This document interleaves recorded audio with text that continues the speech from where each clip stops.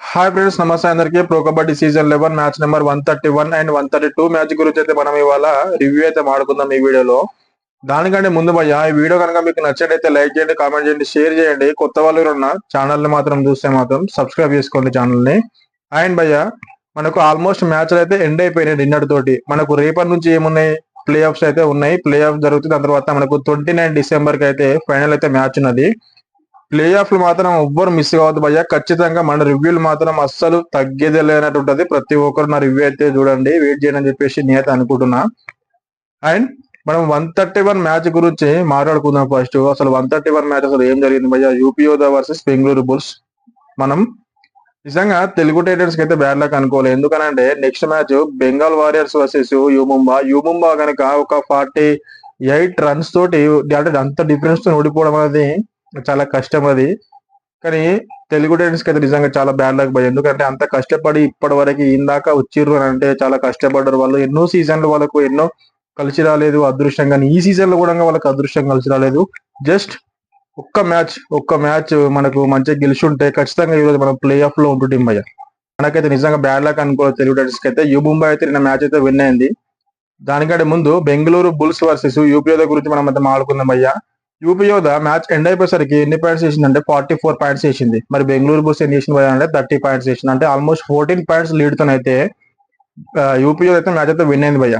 మరి యూపీయోదాకి ఎన్ని rate points ఉన్నాయంటే 24 రేట్ పాయింట్స్ యూపీయోదాకు ఉంటే 20 రేట్ పాయింట్స్ మాత్రమే బెంగళూరు బుల్స్కున్నాయి. అండ్ మనకు ట్యాకిల్స్ కనుక చూసుకుంటే యూపీయోదాకి 12 ట్యాకిల్స్ పాయింట్స్ ఉంటే బెంగళూరు బుల్స్ కి ఓన్లీ 6 మాత్రమే ఉన్నాయి భయ్య. అండ్ ఆల్అౌట్స్ చూసుకుంటే యూపీయోదాకి 6 అవుట్స్ పాయింట్స్ ఉంటే వీళ్ళకి ఓన్లీ 2 మాత్రమే ఉన్నాయి. ఎవరికి 2 ఉన్నాయి? బెంగళూరు బుల్స్ కి ఓన్లీ 2 మాత్రమే ఉన్నాయి. అంటే ఆల్మోస్ట్ 3 టైమ్స్ ఆల్అౌట్ అయ్యారు బెంగళూరు బుల్స్, ఓన్లీ 1 టైం మాత్రమే యూపీ అయితే ఆల్అౌట్ అయ్యింది. అండ్ ఎక్స్ట్రా చూసుకుంటే వీళ్ళకి 2 ఉన్నాయి, వీళ్ళకి 2 ఉన్నాయి, సేమ్ ఉన్నాయి.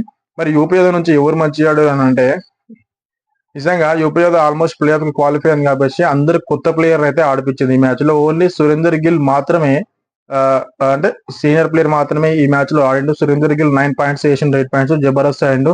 అండ్ శివం చౌదరి కూడా అంటే కొత్త పర్సన్, శివం చౌదరి కూడా జబర్దస్త్ ఆడిండు, 13 8 పాయింట్స్ చేసిండు. సూపర్ ఆడారు వీళ్ళైతే. అండ్ టాకిల్స్ కనుక చూసుకుంటే వీళ్ళకి యూపీయోదాకి 12 టాకిల్స్ పాయింట్స్ ఉన్నాయి కదా. వీళ్ళందరూ గంగారం అని అంటే ఆయన న్యూ ప్లేయర్, ఆయన కూడా జబర్దస్త్ ఆడిండు. మిగతా ప్లేయర్స్ కూడా చూసుకుంటే కూడా జబర్దస్త్ ఆడు. వాళ్ళ టీం మొత్తం కూడా ఆల్అౌట్స్ కానీ అంటే డిఫెండింగ్ కానీ రీడింగ్ కానీ అయితే మంచిగా ఆడారు.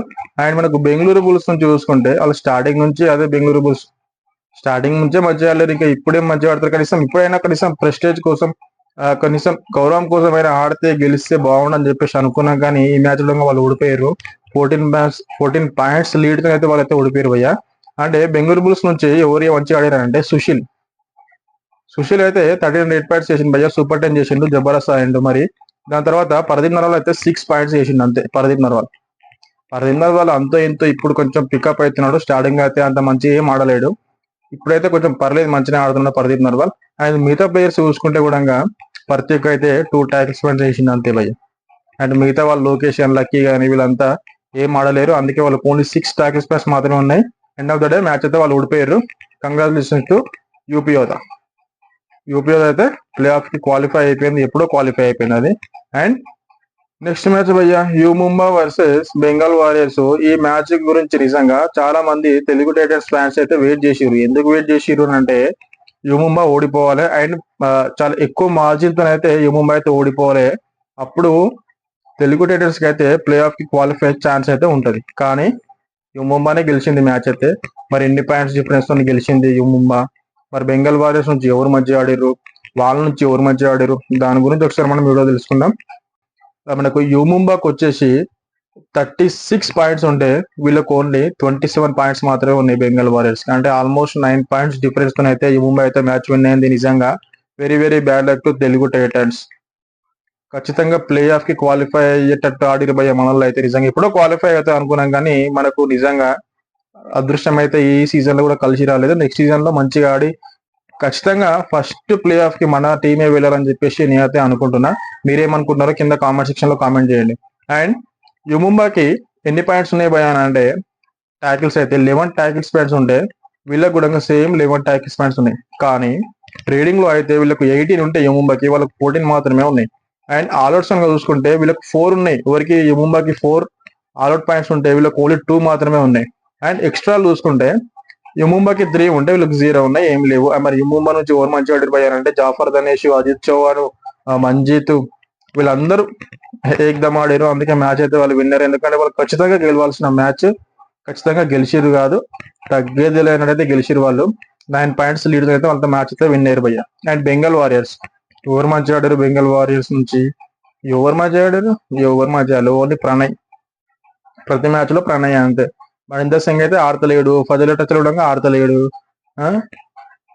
మరి ఇంకోరు ప్రణయ్ మాత్రమే మంచిగా ఆడిండు. అండ్ నితీష్ కుమార్ అయితే 7 టాకిల్స్ పాయింట్స్ వేసిండు భయ్య. నిజంగా బెంగాల్ వారియర్స్ నుంచి తోపలికి ఆడిండు, ఐ5 వేసిండు, తోపలికి ఆడిండు. బట్ బెంగాల్ వారియర్స్ లో ఎలాంటి ప్లేయర్స్ ఉన్నారో అందరూ తెలుసు. ఫజల్ టచ్, మహేందర్ సింగ్ ఎట్లా ఆడతారో అందరూ తెలిసిన విషయమే అది. కానీ ఈ సీజన్ వాళ్ళకి కలిసి రాలేదు. నెక్స్ట్ సీజన్ లో వాళ్ళు ఖచ్చితంగా మంచిగా కంబ్యాక్ ఇస్తారని చెప్పేసి నేను అనుకుంటున్నాను. మీరేమనుకుంటున్నారో కింద కామెంట్ సెక్షన్ లో కామెంట్ చేయండి. అండ్ ఈ సీజన్ లో ఇంత కష్టపడ్డ తెలుగు టైటన్స్ కి అయితే నిజంగా నేను ఖచ్చితంగా అప్రిషియేషన్ చేస్తా భయ. ఎందుకంటే వాళ్ళు ఎంతో కష్టపడారు, ఇంత ఈ స్థాయికి వచ్చారంటే, ఈ స్టేజ్కి వచ్చినాక వాళ్ళకు ఏదో అదృష్టం కలిసి రాలేదు అంతే. వాళ్ళైతే జబర్దస్త్ ఆడారు.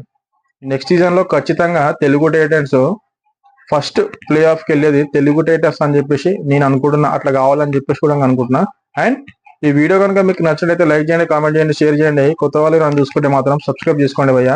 అండ్ నెక్స్ట్ రివ్యూలో మళ్ళీ మనం కలుద్దాం, ప్లే ఆఫ్ రివ్యూలో కలుద్దాం, అండ్ ఫైనల్ రివ్యూలో కలుద్దాం. Thank you friends.